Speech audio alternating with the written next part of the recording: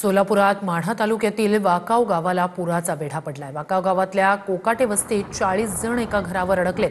घरावर अडकलेल्या महिलेला अश्रू अनावर झाले।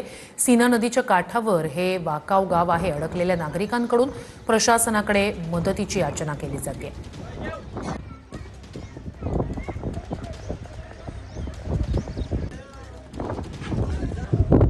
वरती चढत चढत पाणी वरती आलं। रात्रभर सगळ्या घरात पाणी शिरलं। आम्ही रात्रभर माल काढतो, रात्रभर झोप नाही। सगळी मुलं बाळ सगळी उपाशी आहेत। त्यामुळे शासनाने आम्हाला काहीतरी करावं। रात्रभर आम्ही घाबरून गेलेलो सगळे। लय बेकार अवस्था झाली सगळी।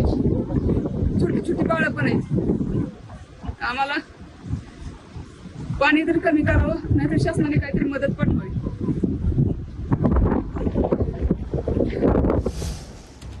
सोलापूरचे पालकमंत्री जयकुमार गोरे यांनी सीना नदी काठच्या परिस्थितीची पाहणी केली। पूरपरिस्थितीमुळे अनेक शेतकऱ्यांचं नुकसान झालंय। ओला दुष्काळ जाहीर करण्याची मागणी जी शेतकऱ्यांची आहे ती मंत्रिमंडळासमोर मांडणार असं जयकुमार गोरे यांनी स्पष्ट केलंय। आज शेतकऱ्यांना तातडीच्या मदतीची गरज आहे आणि पाऊस पडतोय, अजून पंचनामे करण्यासारखी परिस्थितीच निर्माण झालेली नाही। पंचनामा करायला गेलो तरी अजून शेतात पाणी आहे, त्यामुळे पंचनामा करणं सुद्धा आता लोकांना शक्य नाही अशी परिस्थिती आहे।